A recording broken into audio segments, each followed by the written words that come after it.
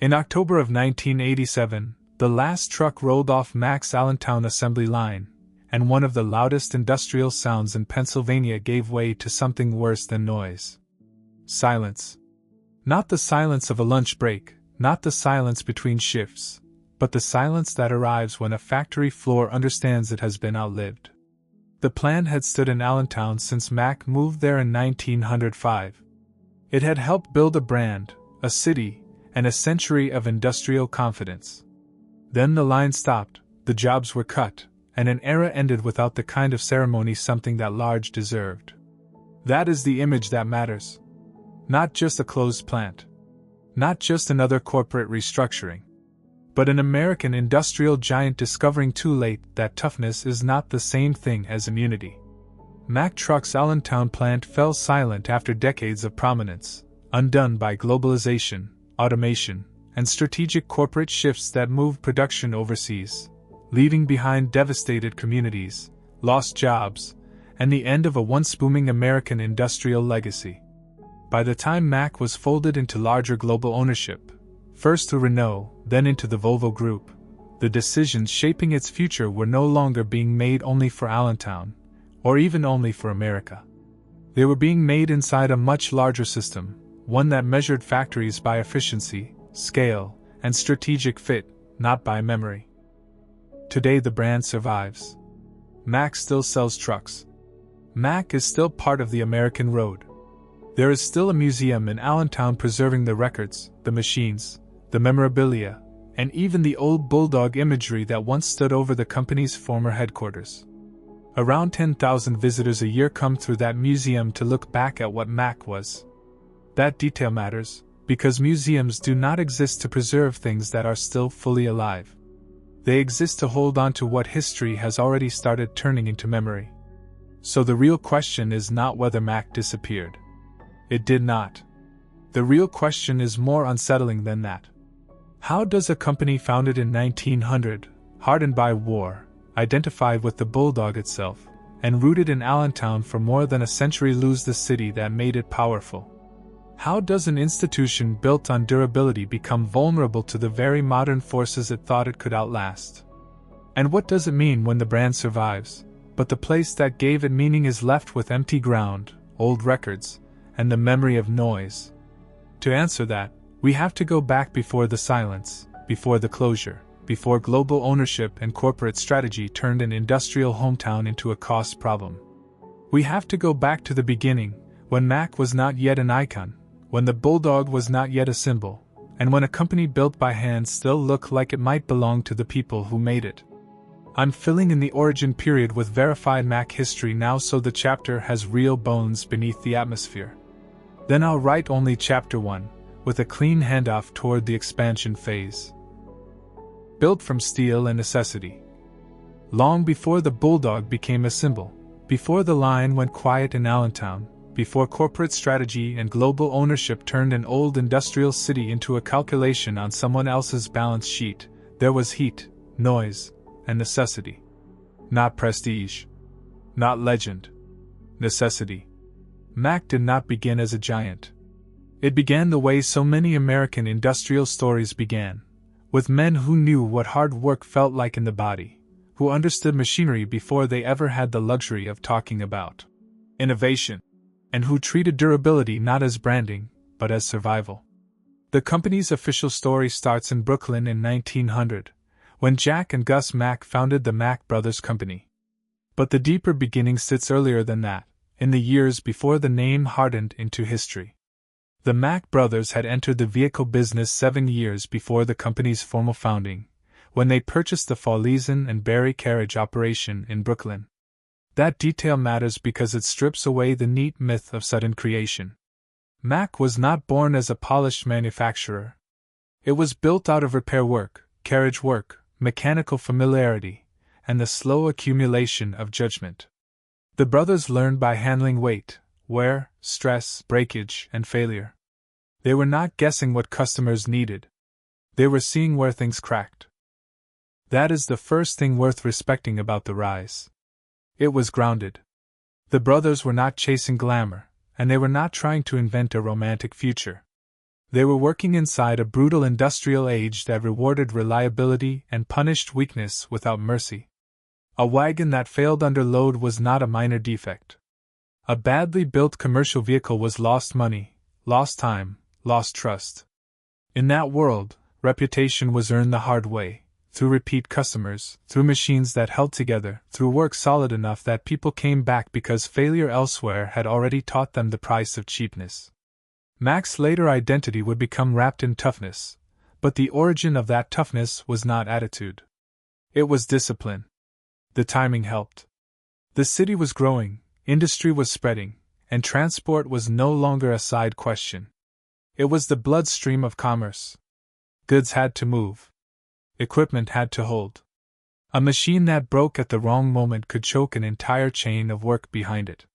The brothers understood that instinctively.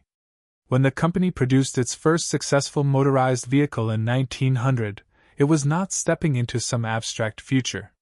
It was responding to a market that was beginning to demand something tougher, faster, and less dependent on the old rhythms of animal power. The world was changing, and the Macks did not treat that change like a novelty. They treated it like a test. That decision is where the story begins to widen. A lot of carriage builders saw the motor age and hesitated. Mack did not hesitate for long. It moved from horse-drawn work into motorized production, while the field was still uncertain and the technologies were still rough. That tells you something important about the company's character even at the beginning. Mack was conservative in its standards, but not in its instincts. It wanted machines that could take punishment, yet it was willing to move toward the next era before that era looked safe. That combination is why the early rise felt earned. The company was not reckless, and it was not timid. It was practical enough to see that the old world would not hold forever. Allentown entered the story in 1905, when Mack moved its headquarters there from Brooklyn. On paper, it was a relocation. In reality, it was the first great commitment. A company does not move into a new city unless it believes the next version of itself will be larger than the last one. Allentown offered that possibility. It offered room, industrial gravity, and the chance to grow into something more than a compact urban works. From that point on, the bond between company and city began to harden. Mack would shape Allentown, and Allentown would shape Mack. The relationship was still young, still forming, but the outline was already there. The company would not just manufacture trucks in Pennsylvania. It would begin turning the city into part of its own identity. And that identity was being built from the beginning around more than output. It was being built around temperament. The company's later bulldog image would become famous after the First World War, when British soldiers attached the nickname to Mack's blunt-nosed, durable trucks. But the qualities behind that image were already present before the symbol arrived. Even in the early years, the company was being defined by blunt utility, mechanical confidence, and an instinct for overbuilding rather than underbuilding. That is what made Mack feel real. It was not a dream sold first, and then made true later. It was a reputation assembled piece by piece from things that worked when they needed to. There is something else in those beginnings that matters. The origin was small enough to feel human. Before Mack became a brand with a museum, a legacy, and more than a century of accumulated symbolism, it was still close enough to the ground that decisions came from the hands of the people building the thing. The brothers could still see the machine, the customer, the flaw, the improvement. That intimacy gave the early company a kind of honesty. It knew what it was making, and it knew why people needed it. For a while, that closeness would be an advantage powerful enough to carry Mack into the next phase of its rise. Later, as the company grew larger, more layered, and more exposed to distant decisions, that intimacy would become much harder to keep. For the moment, though, the story was still moving upward. The company had found its footing. The move to Allentown had given it a bigger stage.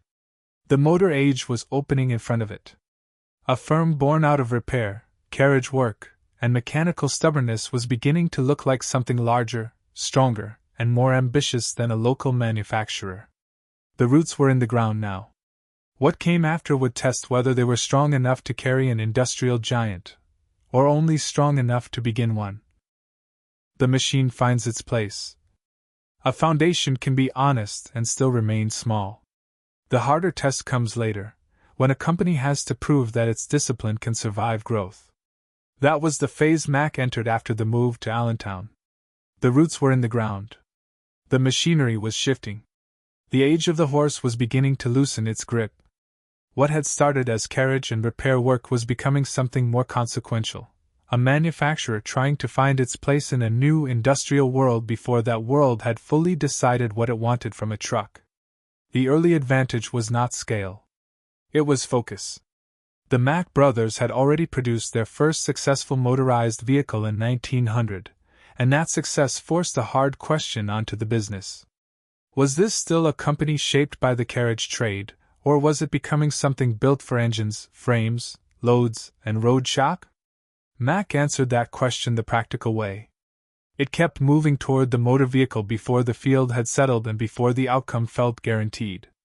That choice matters because it reveals the company's early instincts clearly, not fashionable, not dreamy, not reckless, but alert enough to recognize that the future of transport would belong to machines that could work longer, harder, and more predictably than the old systems they were replacing. Allentown gave that instinct room to become a system. A company that might have remained a capable urban manufacturer in Brooklyn could begin turning into something larger in Pennsylvania. The work became less improvised, the ambition less local. The point was no longer simply to build a vehicle that functioned. The point was to build one that could endure commercial punishment again and again until endurance itself became the argument for buying it. That is where Mack began to separate itself. Plenty of early manufacturers could produce a machine. Far fewer could produce one that made reliability feel like a habit rather than a hope. In the years when motorized transport was still proving its worth, that distinction was everything. The city was changing with it. A plant does not become important only because of what leaves the line. It becomes important because people begin arranging their lives around the idea that the line will keep moving. Mack was still in its earlier phase here, not yet the giant it would become, but the pattern was already visible. Work pulled in workers. Workers stabilized neighborhoods. Production gave the company a local gravity that went beyond the walls of the plant. Even before the most famous models arrived, Allentown was beginning to understand that Mack was not just another business on a street. It was becoming one of the engines that could shape the city's future. Just as important, the company was learning that growth required discipline of another kind. Custom craft alone could not carry an industrial rise for long. A business that wanted to expand had to move toward repeatable strength, toward machines that could still be trusted even as production widened. Mack did not become great by abandoning the old standards. It became great by trying to scale them. That is a much harder thing. A lot of firms can build one good machine. Fewer can build many without letting the standards leak away. In Mack's early rise, that was the central tension beneath the surface. How do you grow without softening? How do you become larger without becoming looser? Those questions were already shaping the company long before the bulldog became famous. The symbol came later than the spirit. Official Mack history traces the bulldog nickname to 1917, when British troops in the First World War saw the tenacity of Mack's blunt-nosed AC models and started calling them Bulldog Macks. That mattered enormously, but the nickname did not create the identity.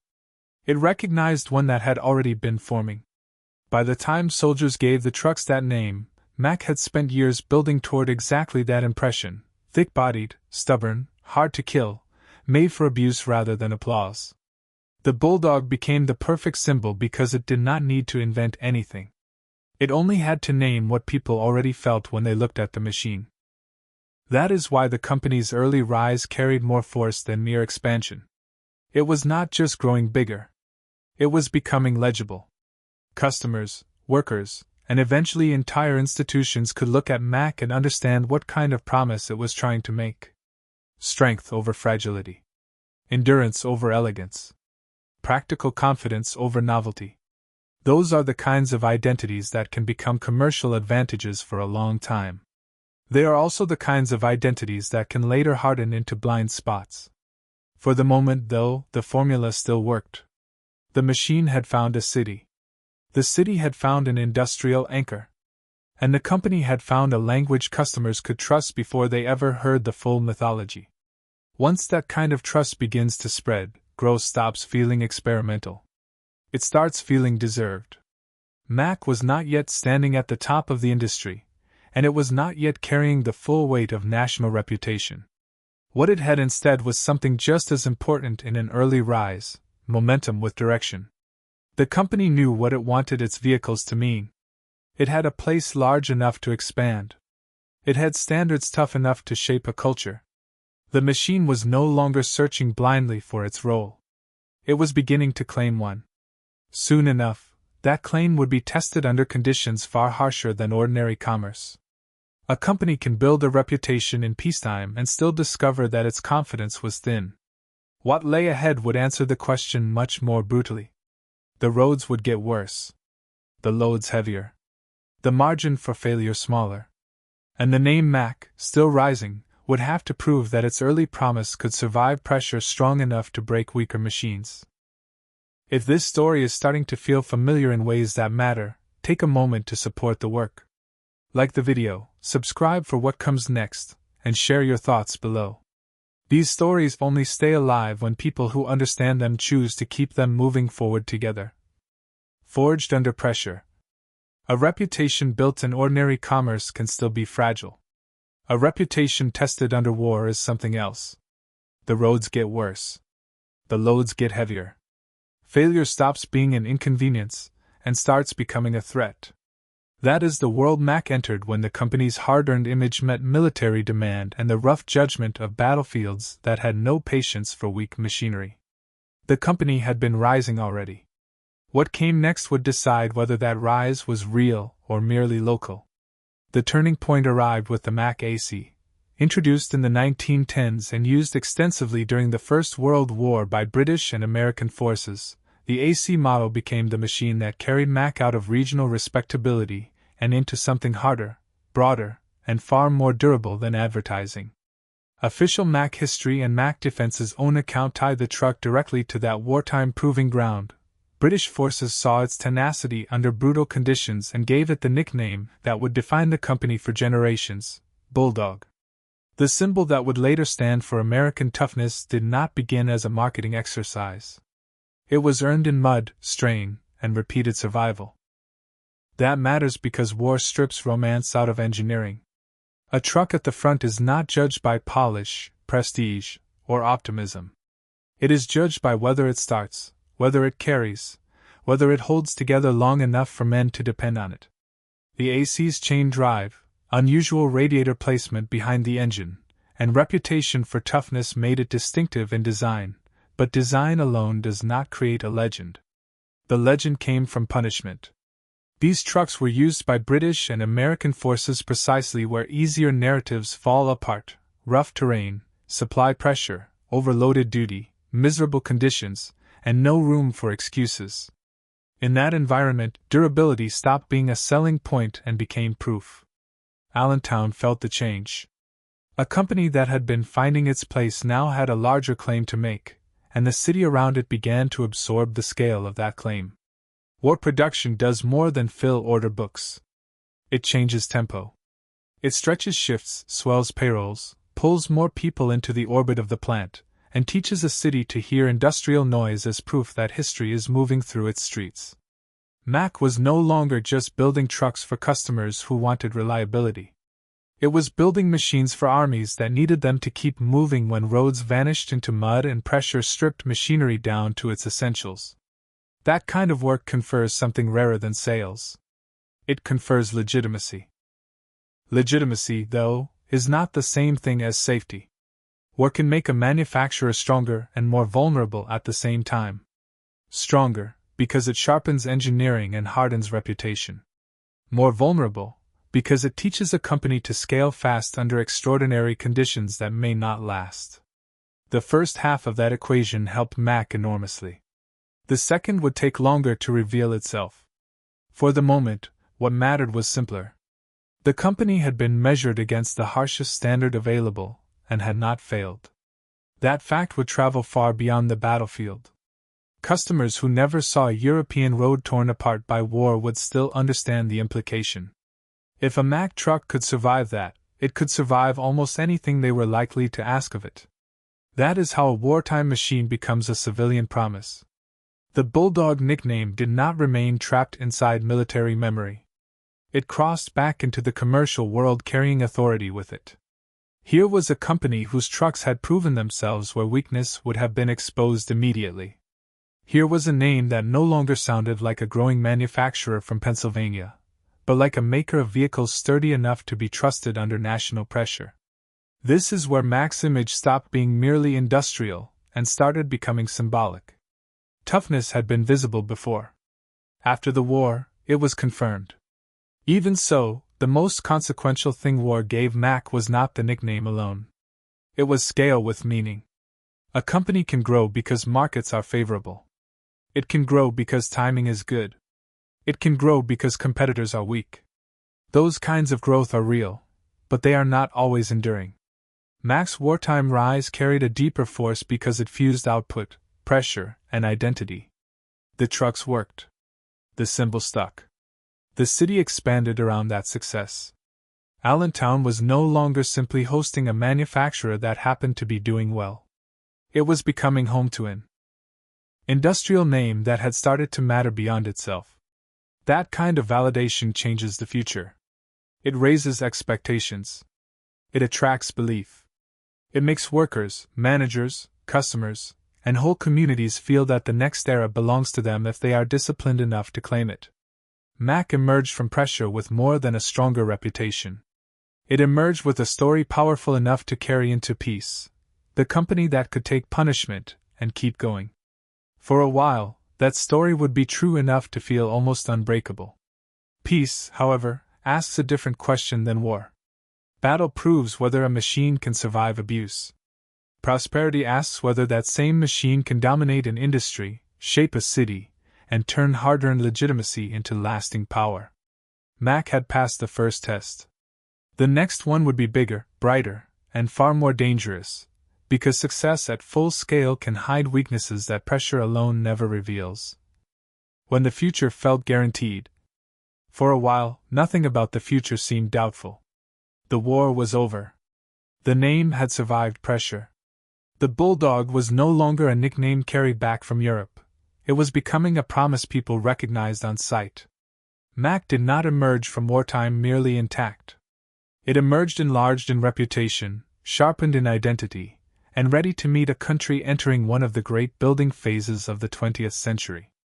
That is the moment when industrial success becomes dangerous. Not because success is false, but because it can begin to feel permanent. Peace brought the kind of market Mack was built to exploit. Freight had to move farther. Construction had to move faster. The country wanted roads, housing, distribution, expansion. Mack stepped into that demand with products that fit the era almost perfectly. The L series of the 1940s through the mid-1950s proved extremely popular, especially for long-distance hauling, and the 1950s brought a stream of important product advances through the G, H, and B models. This was not a company drifting on old prestige. It was still innovating, still refining, still giving customers reasons to think Mack toughness could also mean modern engineering. The B series became the clearest symbol of that confidence. Introduced in 1953, it brought a rounded appearance that set a new styling standard for trucks while keeping the rugged identity customers already trusted. Official Mack history calls it one of the company's most successful and popular products, with well over 127,000 built through the mid-1960s. That number matters for more than scale. It tells you that Mack was no longer simply respected. It was embedded. Its machines were not rare industrial tools passing through the market. They were becoming fixtures of American work itself, visible in freight, construction, municipal fleets, and the long daily grind of a country being built outward. Engineering helped harden that dominance.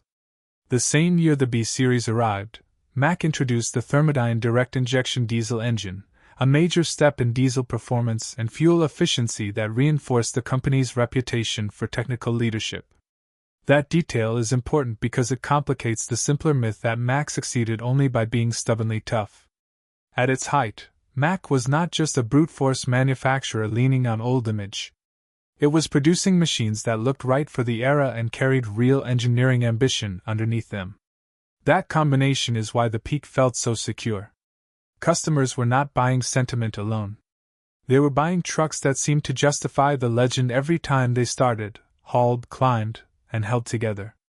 Allentown absorbed the triumph the way industrial cities always do, by turning company strength into civic rhythm. A plant at full power does not just make products. It organizes mornings, paychecks, family plans, storefront traffic, church attendance, union life, and the thousand ordinary expectations that make people believe tomorrow will broadly resemble today. Mack's headquarters had been in Allentown since 1905. By the middle decades of the century, that fact had grown into something larger than geography. The company's success no longer sat beside the city. It ran through it. Mack Trucks shaped the streets people worked on, the houses they paid for, the businesses that fed off the plant's momentum, and the sense that manufacturing strength could anchor a community for generations. That is why the peak deserves real weight. This was not empty nostalgia. For a time, the admiration was earned. Mack had survived hardship, found its identity, proven itself under pressure, and then entered an era where everything around it seemed to confirm that its future was secure. The products were strong. The technology was moving. The city believed.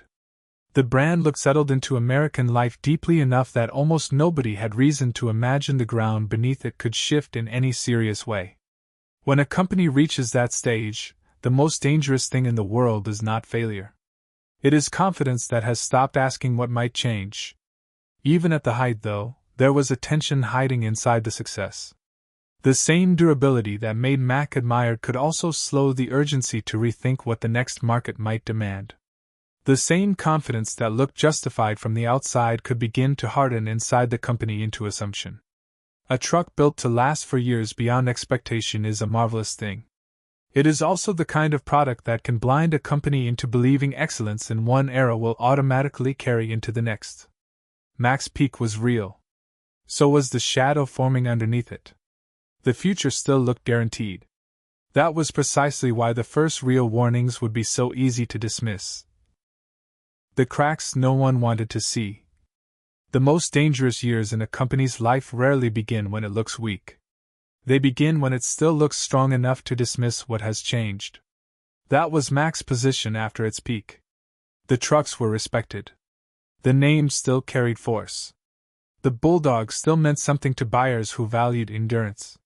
From the outside, the company looked like an American industrial fixture, seasoned, admired, still capable of engineering real machines for real work. Underneath that confidence, though, the first serious weaknesses were already taking shape. They did not arrive as collapse. They arrived as assumptions. Mack was still innovating in the 1960s.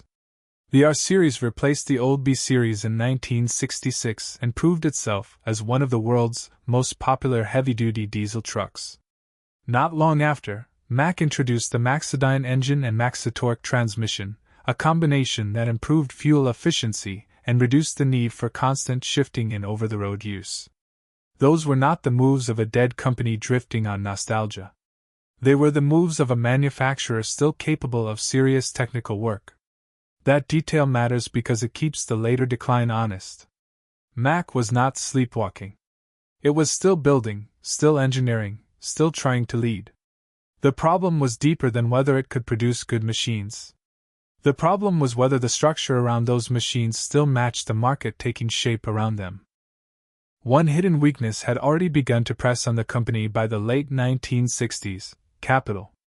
As Mack's own products became more sophisticated and demand cycles became harder to manage, the company remained burdened by the cost of carrying parts, supporting production, and extending financing to customers. A respected manufacturer can still find itself strategically exposed if it lacks the financial flexibility to adapt quickly. That pressure was serious enough that in 1967 Mack agreed to become part of Signal Oil and Gas, though only with the promise of autonomy. Read that carefully and the tension becomes clear. Even before the later foreign ownership that gets most of the attention, Mack had already entered a stage where independence required outside support. A company famous for toughness was already leaning on structures beyond itself just to stay competitive.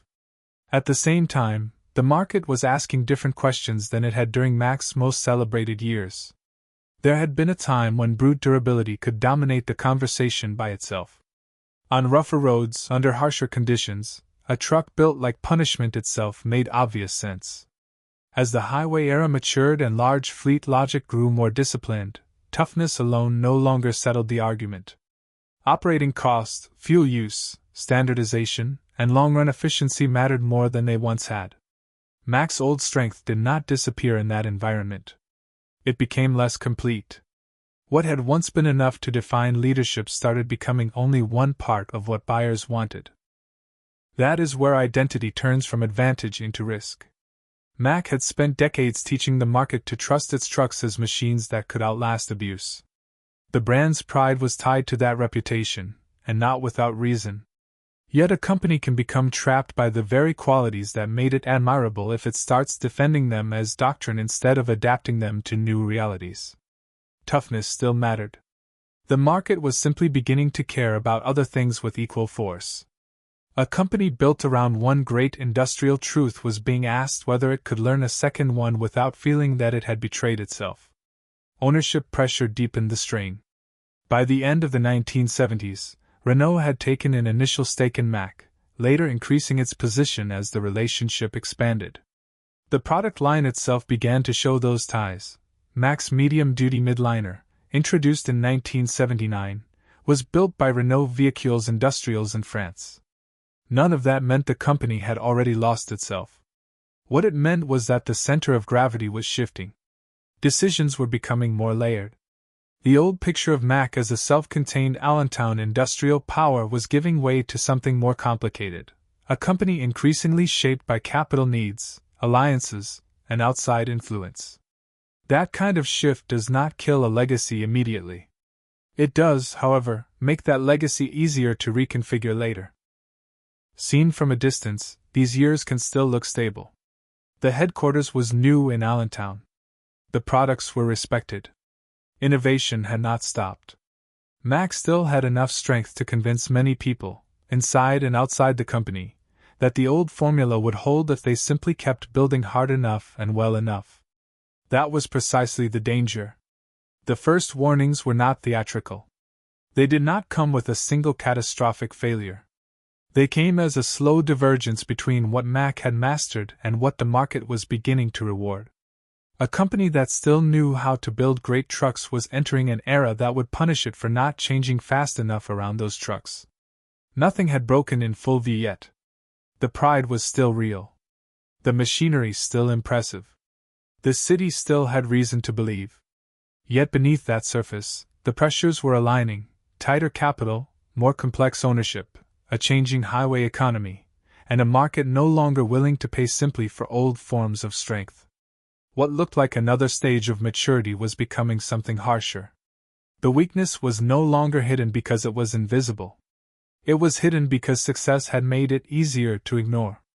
If the pattern is becoming clearer now, stay with it. Like this video, subscribe so you do not miss what comes next, and leave your perspective below. Stories like this are not just history. They are warnings, and they matter more when more people are willing to speak. When pressure became direction. By the time the closing became public, the argument was already over. Not in the streets. Not in the Union Hall. Not in the imagination of the people who still believed Mack could somehow hold the line in Allentown. It was over inside the arithmetic. A company can survive a bad year, a weaker market, even a loss of confidence if it still has room to maneuver. Mack was entering the far more dangerous phase, the one where pressure stops feeling temporary and starts choosing the direction for you. The company's own numbers made that brutally clear. A strong sales rebound in the mid-1980s was not enough to rescue the old Allentown operation from the burden it had become. Reliable sources from the time described the plant as antiquated, expensive, and central to a major write-off that drove Mack into deep losses in 1985. The planned shutdown of the aging Allentown assembly facility was not treated as a symbolic choice. It was treated as a financial necessity inside a restructuring plan aimed at productivity improvements, outsourcing some component work, and shifting production into a newer operation in South Carolina. That is one of the hardest truths in any industrial collapse. The plant that once made the company formidable had become, in management's eyes, one of the main reasons it could no longer remain flexible. That is where the collapse becomes more painful than a simple story of competition. Losing to a better product is one kind of defeat. Losing because your own physical footprint belongs to an industrial age that no longer pays for its inefficiencies is another. The Allentown plant carried history in its walls, but history does not shorten a conveyor route, modernize a production layout, or reduce labor and maintenance costs on command. What had once looked like permanence was becoming fixed overhead. What had once represented industrial depth was turning into industrial drag. Then the decision took visible form. In October of 1987, Mack closed its massive, 62-year-old Allentown production plant, eliminating 1,800 jobs and marking what contemporary coverage called the end of an era. The last truck rolled off the assembly line without fanfare, while company officials pointed toward a new future in Winnsboro, South Carolina, where Mack had opened an $80 million, state-of-the-art facility. That contrast is the whole story in miniature. The old factory did not die because trucking disappeared. It died because the future was being built somewhere else, in a different shape, under a different cost structure, with a different relationship to labor, geography, and scale. For the people in Allentown, that distinction did not make the blow any softer. If anything, it made it harsher.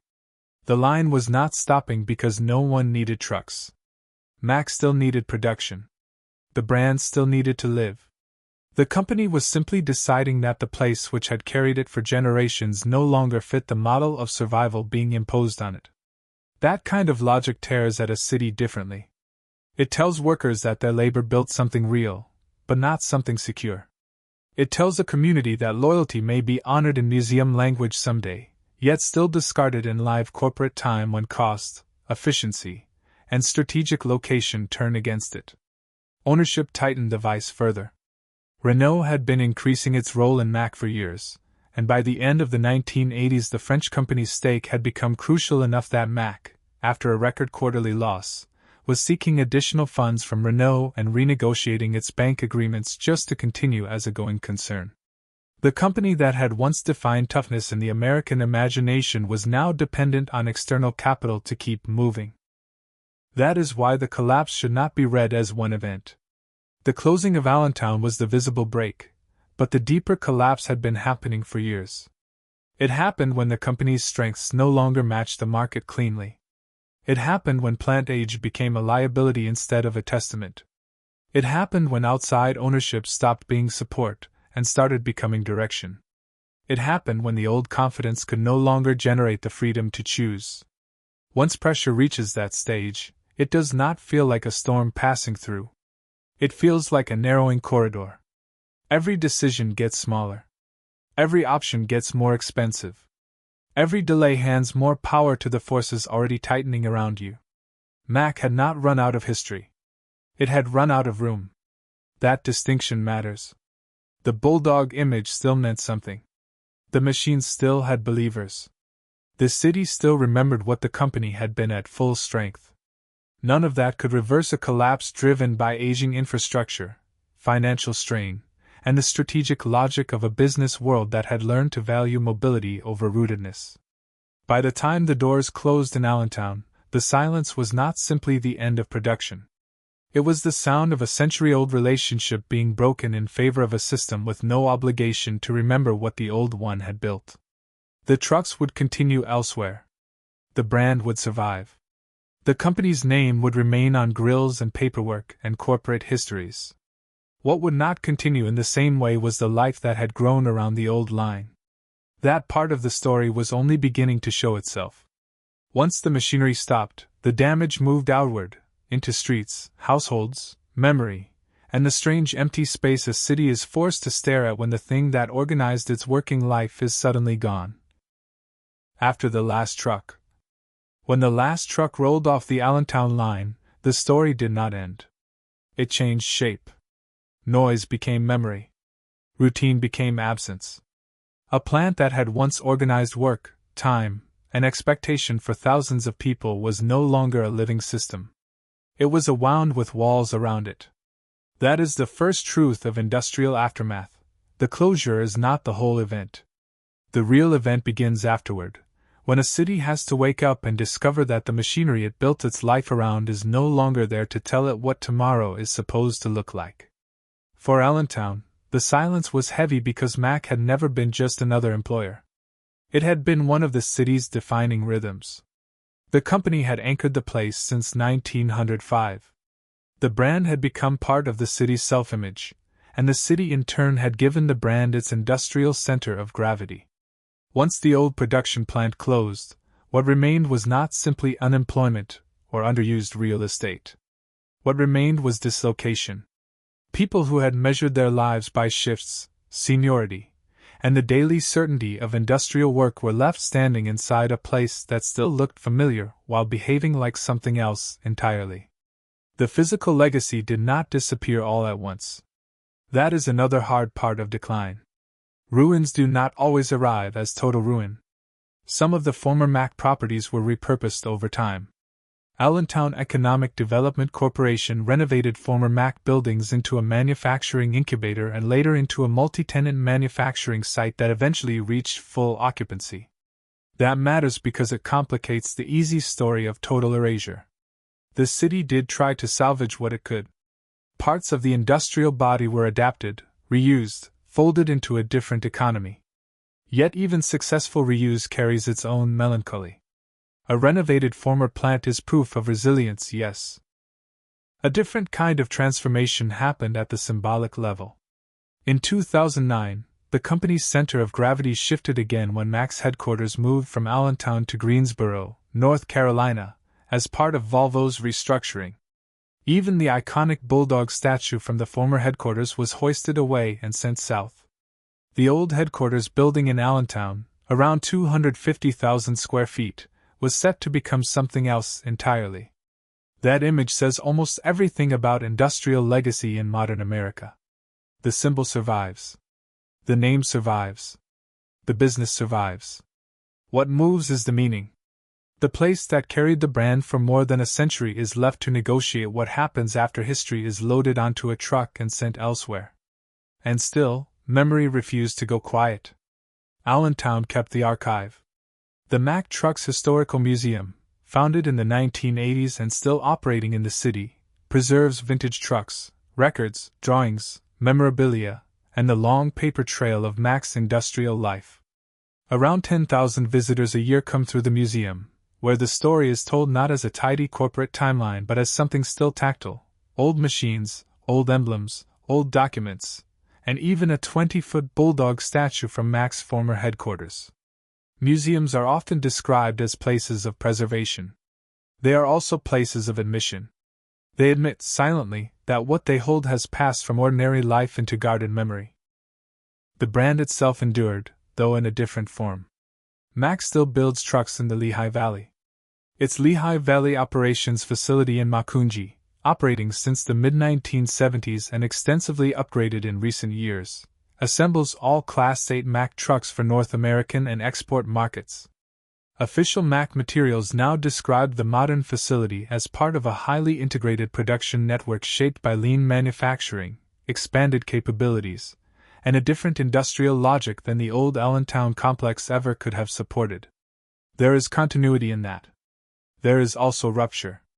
The company survives in the region, but not as the same kind of employer, not in the same physical shape, and not with the same relationship to city life that the old plant once commanded. That is what makes the aftermath so haunting. Mack did not vanish into nothing. It became more efficient, more distributed, more compatible with modern production logic. What disappeared was the older industrial model in which one plant, one company, and one city could fuse themselves together so completely that the fate of one felt inseparable from the fate of the others. Allentown kept the memory, some of the buildings, pieces of the land, and the story told through steel and archives. What it did not keep was the old certainty. The line had gone silent. The bulldog remained. Between those two facts lies the real legacy of the fall, not only what was lost, but what modern industry decided was no longer worth preserving in its original form. Even that is not the final meaning. The ruins, the repurposed buildings, the museum, the surviving brand, the newer plant nearby, all of it points towards something larger than Mack or Allentown alone. A factory closure can be local in impact and still national in implication. What happened here was not an isolated sadness. It was part of a broader pattern in which industrial strength was broken apart, redistributed, rationalized, and made more efficient, while the communities built around it were left to absorb the cost. The final question is no longer what happened to Mack. The harder question is what stories like this reveal about American industry, about progress, and about what a city loses when efficiency becomes the only language that counts. What was lost, what replaced it? What disappeared in Allentown was never just a factory. A factory is the visible part. Steel, brick, conveyors, loading docks, furnaces, offices, gates. Those are the things a camera can find. What is harder to show, and more important to understand, is the civic structure that grows around a place like that over time. A plant of that scale does not merely assemble products. It arranges lives. It teaches a city where work is, when wages arrive, what kind of future seems respectable, and how belonging is supposed to feel. That is why the end of Mack and Allentown still carries more weight than a routine story of corporate restructuring. The closure exposed a broader American truth. Systems that look permanent can be dismantled long before the people living inside them are emotionally or economically prepared for the silence that follows. One lesson sits close to the surface. Globalization did not arrive as an abstract theory here. It arrived as distance in decision-making. Mack's path from local control to outside capital, then to Renault, and later into the Volvo Group, changed more than the ownership line on paper. It changed the scale at which the company was judged. Once a factory is evaluated inside a global system, memory becomes weak currency. Age, loyalty, and local meaning matter less than throughput, flexibility, cost, and strategic fit. From that perspective, Allentown's old industrial body was not a civic inheritance. It was an aging asset. Mack Trucks' Allentown plant fell silent after decades of prominence, undone by globalization, automation, and strategic corporate shifts that moved production overseas, leaving behind devastated communities, lost jobs, and the end of a once booming American industrial legacy. That statement lands because it is not just about one truck maker. It describes a whole era in which rooted industrial power gave way to mobile corporate logic. A second lesson is harder, because it refuses the comfort of blaming everything on outsiders. Mack did suffer from shifting ownership and external strategy. Yet the story also shows how a company can be weakened by the virtues that once made it admirable. Durability built the brand. Toughness made the bulldog believable. A reputation for overbuilding and surviving punishment made Mack an icon. Those strengths were real. So was the danger hiding inside them. A company can start mistaking identity for strategy. It can assume that because it once understood what customers needed, it will keep understanding them automatically. That is not corruption. It is drift. Mack's greatness made its blind spots harder to see because the old formula had worked so well, for so long, that changing it began to feel almost like betrayal. Then there is the question of what replaced the old order. The answer is not nothing. That is part of what makes the ending so complicated. Mack still exists. The company still builds trucks in the Lehigh Valley. Its Lehigh Valley operations plant in Makunji is a large, modern facility shaped by lean manufacturing, extensive upgrades, and a production logic designed for the world that replaced the old Allentown complex. Official Mack materials are clear about that continuity. Every Mack truck built for the North American market gets its start there. The modern system is cleaner, faster, more standardized, and more globally integrated. It is, by the usual business measures, more rational. That matters because it prevents the story from collapsing into nostalgia alone. What came after the old factory was not simple ruin. It was a more efficient industrial model. Yet efficiency is not the same thing as replacement in the human sense. A newer plant can replace output without replacing the social world the older plant sustained. It can replace assembly volume without replacing the dense network of wages, identity, memory, and neighborhood stability that grew around the earlier form of work. That is the real break. The modern Mack survives inside a globalized and optimized production network. The old Mack in Allentown had lived as a city-shaping institution. One model is built for competitiveness. The other was built, almost accidentally, to anchor a place. When people say progress is complicated, this is what they mean. The trucks may improve. The margins may improve. Shareholder logic may improve. What disappears is a civic arrangement in which work at industrial scale could still feel local, legible, and inherited. That is why the museum matters so much. The Mack Trucks Historical Museum does more than preserve old machines. It preserves the argument that this history was consequential enough to deserve witnesses. It holds the records, the vehicles, the drawings, the memorabilia, and even the giant bulldog from the former headquarters because a community still needs a place where memory can be heavier than efficiency for a little while. 10,000 visitors a year walk into that space, and what they are really looking at is not only Mack's past. They are looking at an older version of the relationship between American industry and American place. The museum cannot restore the line. It cannot restore the neighborhoods shaped by full industrial employment. What it can do is prevent the story from being flattened into a clean corporate timeline in which one facility closed, another opened, and history simply marched on. So the final meaning is not a cliché about how nothing lasts forever. That is too easy, and it lets too much off the hook. Mack's story is more specific than that. It shows how industrial greatness can contain the beginnings of its own weakness. It shows how a company can survive while the place that gave it force is hollowed out. It shows how globalization, automation, and consolidation can produce systems that are more efficient and less humanly legible at the same time. Most of all, it shows that what a city loses when a plant goes quiet is not only jobs. It loses a way of imagining permanence. The bulldog still exists. The brand still works. The trucks still roll. What was lost was the older belief that a company built by hand, expanded by pressure, and proven across generations might still belong in the same place that made it matter.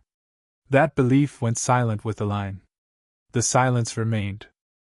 Believed work, stability, and permanence were supposed to be. The trucks still exist. The name still carries weight. But the place that gave it meaning now lives mostly in memory, in fragments, and in stories that refuse to fade. If this story stayed with you, take a moment to like the video, subscribe for what comes next, and share your thoughts below. Because these stories are not just about the past. They are about what we choose to remember, and what we are willing to lose. The line went silent.